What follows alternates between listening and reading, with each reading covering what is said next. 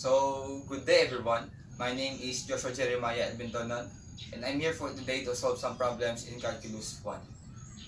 So, let's begin in problem number 1.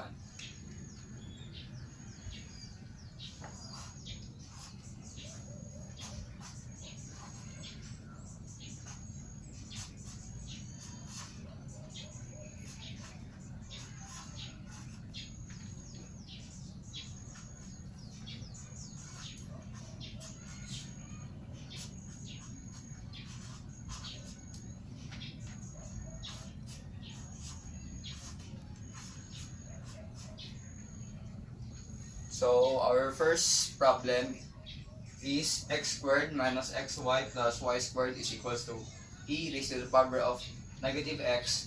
Find the dy over dx. So, what do you think our first step in this problem?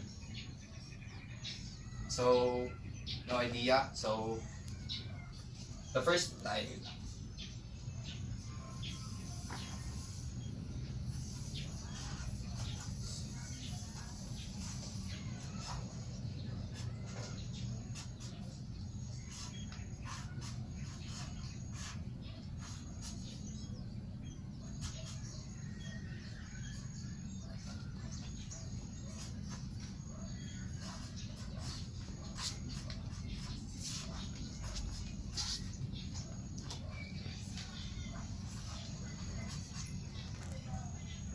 The first step is 2x minus close and open parentheses y plus x dy over dx plus 2y dy over dx is equal to e raised to the power of negative x. So let me ask you, what do you think are the rules applied here? So no idea. So the rules applied here are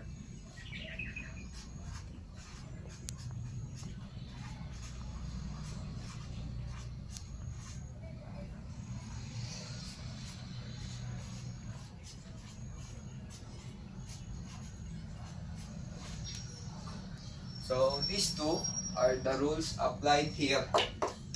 So let me ask you again, what is the formula for power rule? So no idea again. So the product for power rule is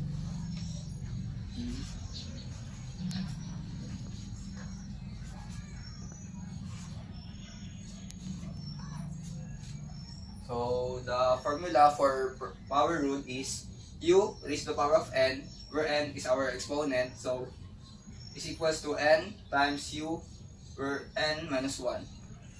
So what do you think is the formula for product rule? So the formula for product rule is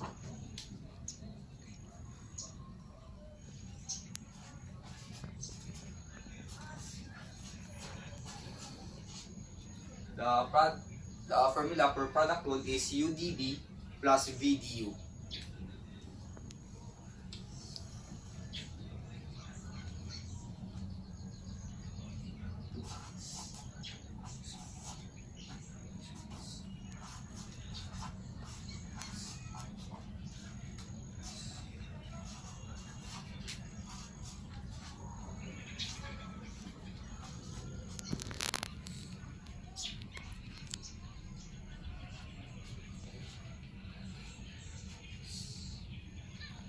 So our next step is 2x minus y minus x dy over dx plus 2y dy over dx is equals to negative 1 over e raised to the power of x. So what we did here is we just distribute negative sign on y plus x here, so it become 2x minus y minus x. So let me ask you, what do you think what happened to e raised to the power of negative x? So what happened to e raised to the power of x to become negative 1 over e raised to the power of x is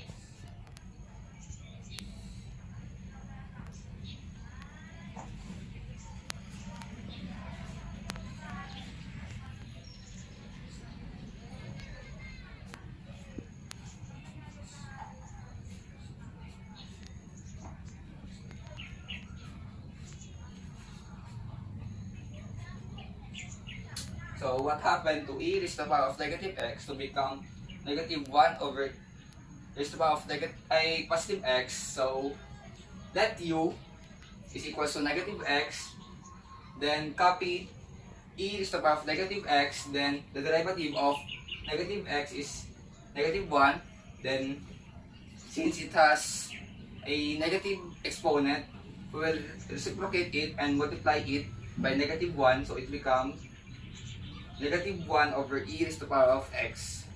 So gets? So let's proceed to the next step.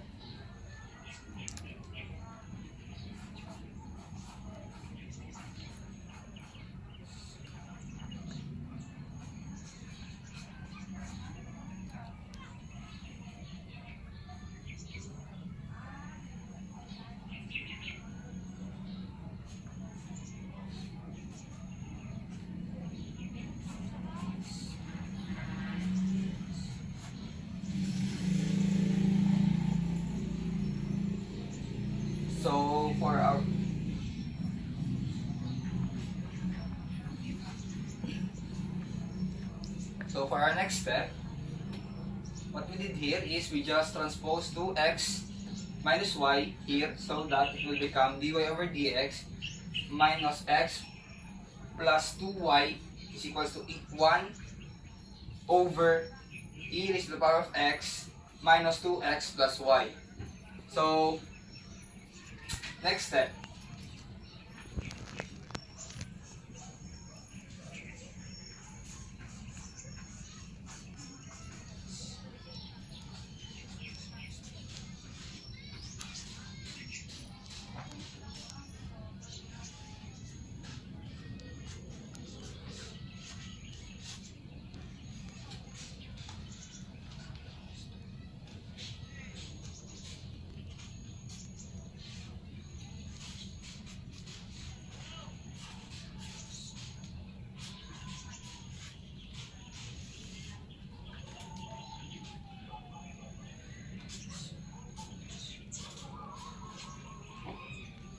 So for our next step, we just divide both sides by negative x plus 2y in order to cancel out negative x plus 2y in here.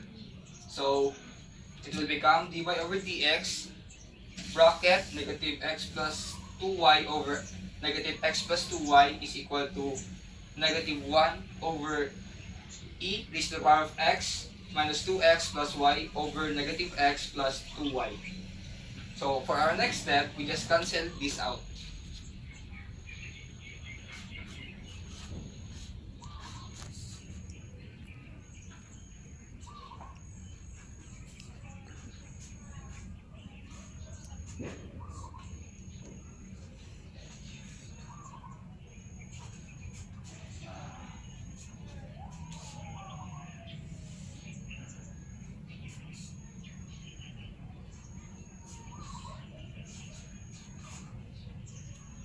So for our next step, we cancel this out. So it will become dy over dx is equal to negative 1 over e raised to the power of x minus 2x plus y over negative x plus 2y. So for our next step, we apply we just reciprocate it to become So for our next step, we just apply complex fraction so that it will become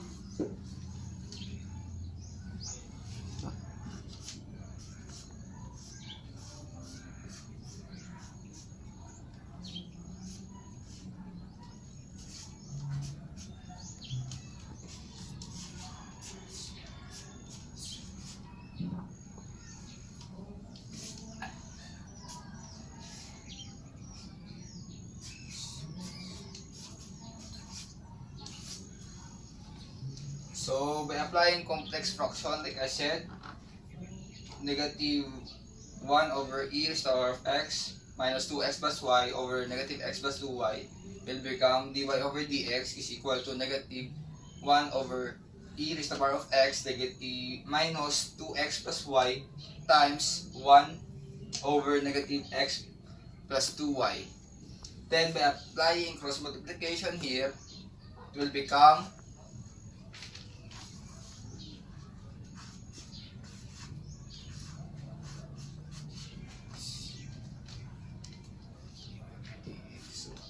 multiplication.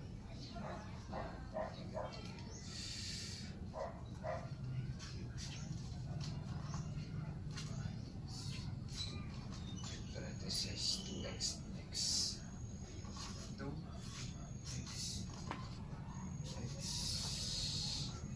so cx plus 8x y over dx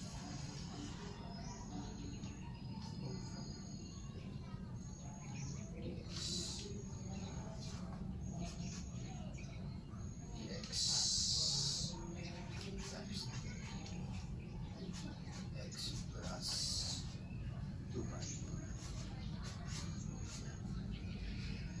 So by applying cross multiplication here and multiplying this, it will become dy over dx negative 1 minus close and open parentheses 2 is the power of x plus e is the power of x y over e is the power of x times negative x plus 2y. Then by distributing negative sign here and multiplying e is the power of x here, it will become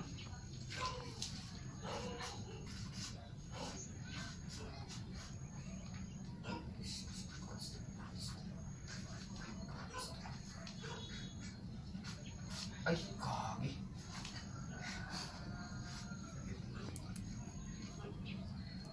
minus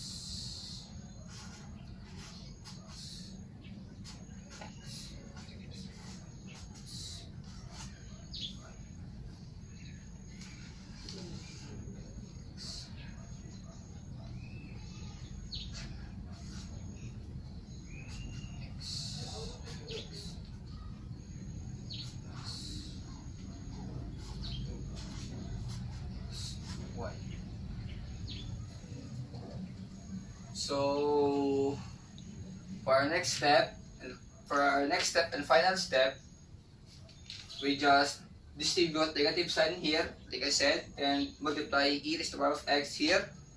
So our final answer is dy over dx is equals to negative 1 minus 2 e raised to the power of x minus e raised to the power of x y over negative e raised to the power of x plus 2e x raised to the power of x y. So this is for this problem number 1.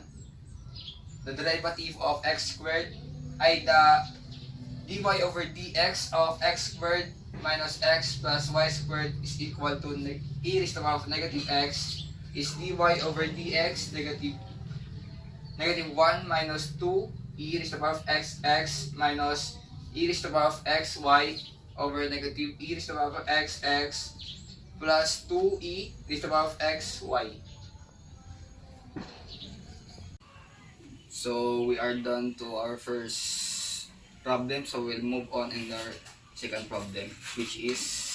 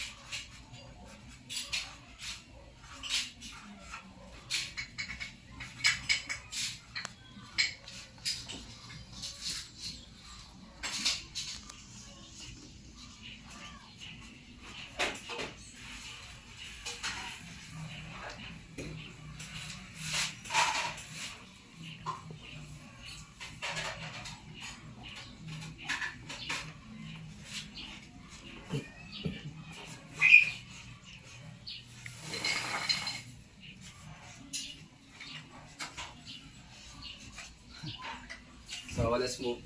So our problem number 2 is sin x squared y is equal to g. Find the d squared y over dx squared, where g is Earth's gravitational acceleration. So our first step. So let's move on to our first step.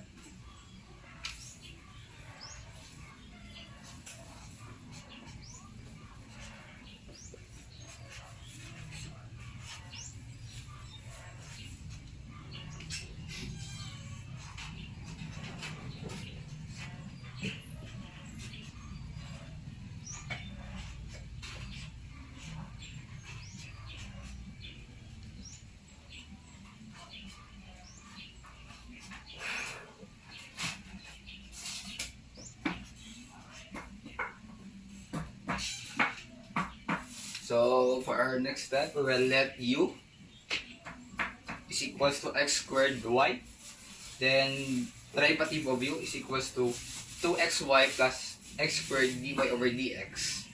So the derivative, so let me ask you, what is the derivative of sin u? So no idea. So the derivative of sin u is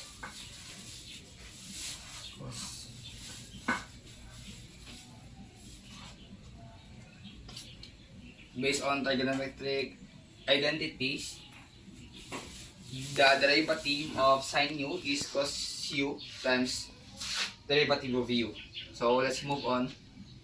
So let's move on to our next step. So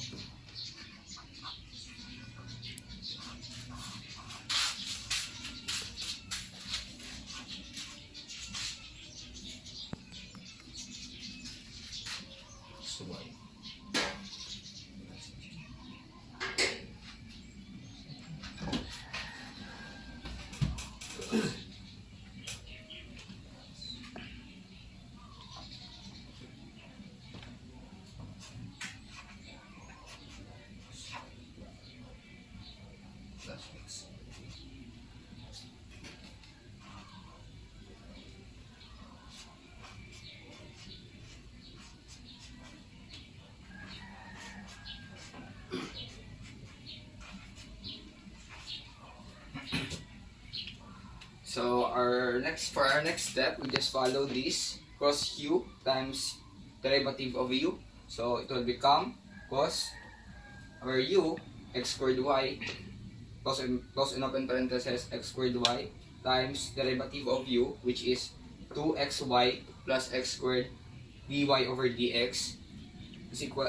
So for this, let me ask you, where did 9.8 came from? So the 9.8 came from Earth's gravitational acceleration. So let's move on to our next step.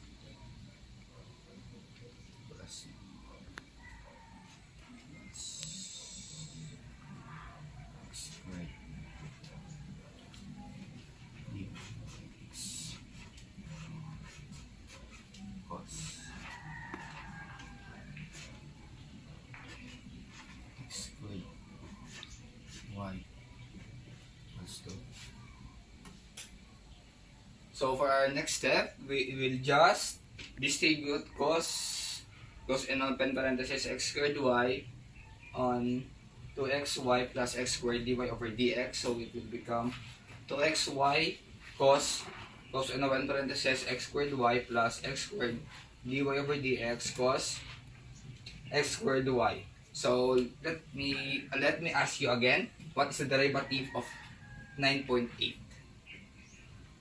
So no idea. So the derivative of 9.8 is 0 because the derivative of a constant is 0. So let's move on to our next step.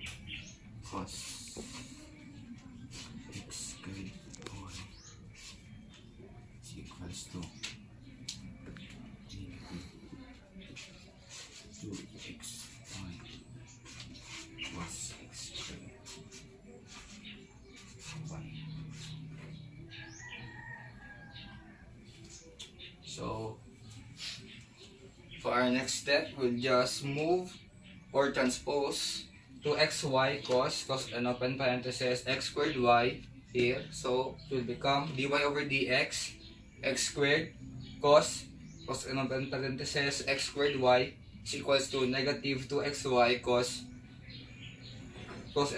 an open parenthesis x squared y.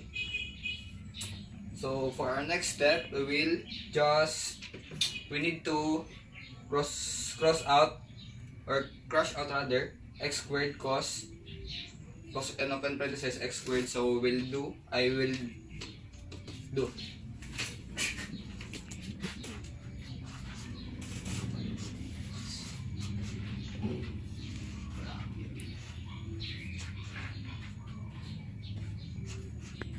x squared cos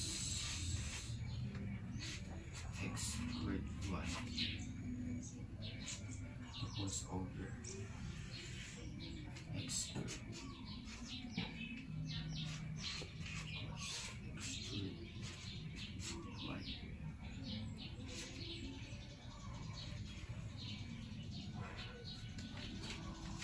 Is equals to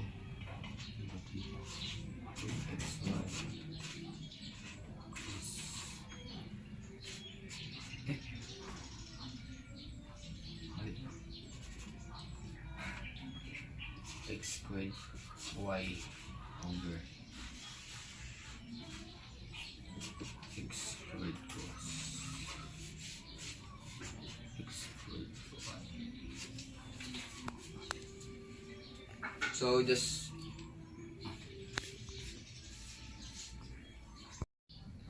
So let me ask you guys, is this our final answer?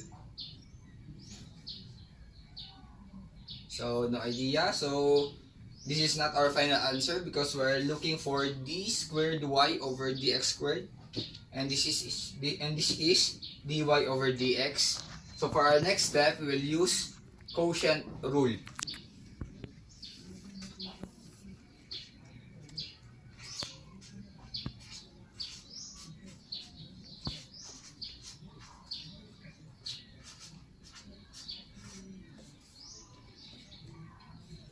So let me ask you again, what is the formula for quotient rule? So any ideas? So no idea. So the formula for quotient rule is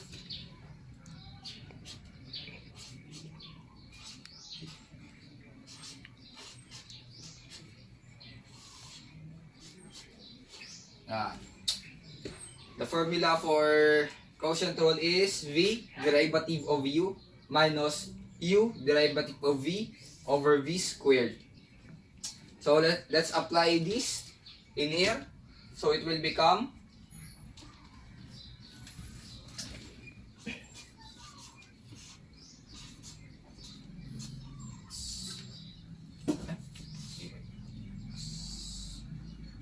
quotient rule u is equals to x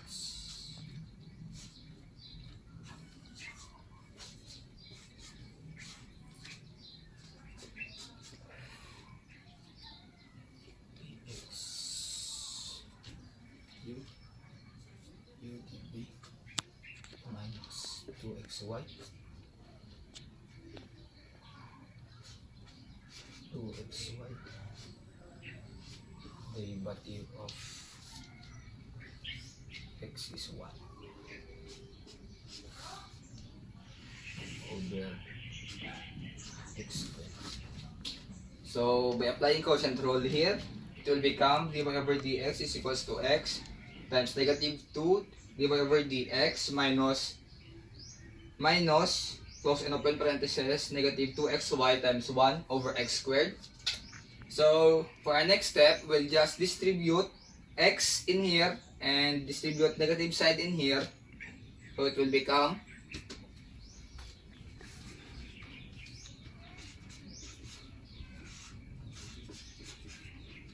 equals to negative 2x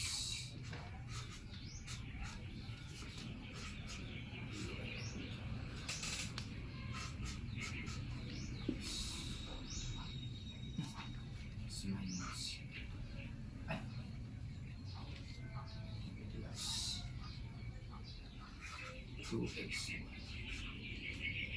over x.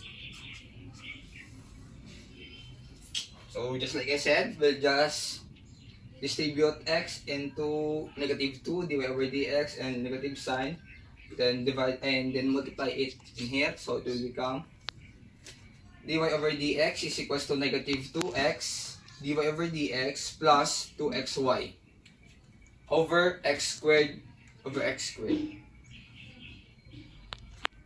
So for our next step, like I said earlier, we'll just crush out x squared cos and open parenthesis x squared y.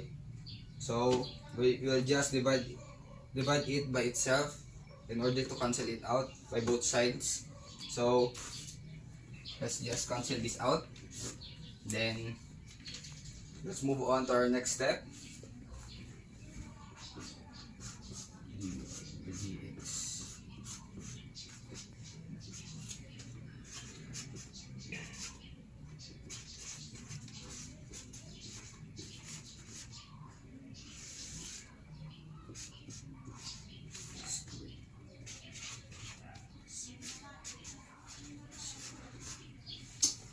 So for our next step, we'll just copy this in here.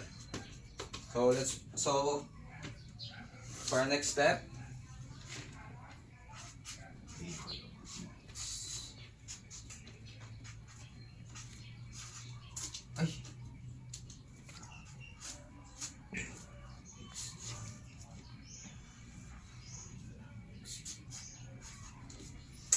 so what we did here in our next step, we will just simplify this by cancelling out cos and open parenthesis x squared y here in numerator and denominator rather. Then the outcome will be dy over dx is equals to -2xy over x squared. We can also simplify this by cancelling out x in the numerator and denominator. So it will become dy over x.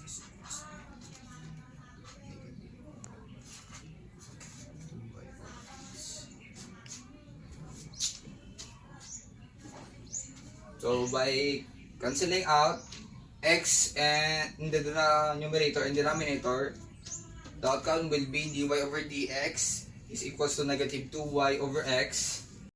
So for our next step, we'll just substitute the value of dy over dx here, which is -2y over x. So it will become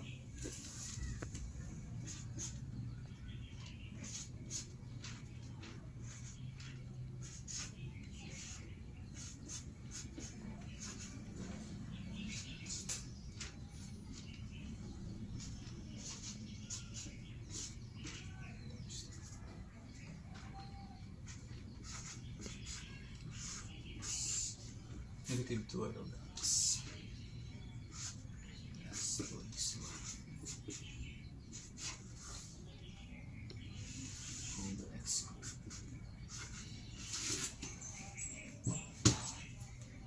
Just like I said, we'll just substitute -2y over x here, so it will become d squared y over dx squared is equals to -2x times -2y over x plus 2xy over x squared. So for our next step, we'll just multiply -2x in here. So it will become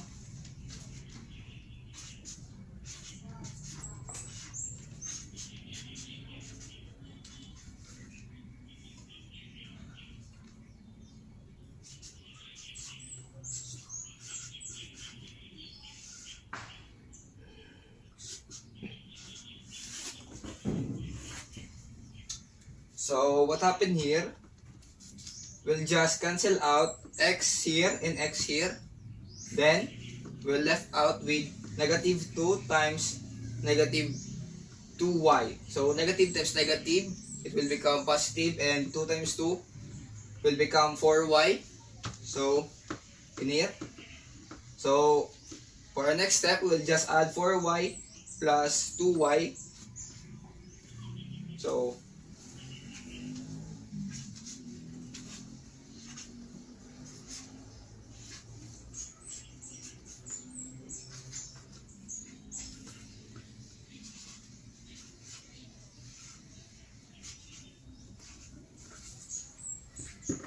for our final step, we will add just 4y plus 2y, so it will become 6y over x squared.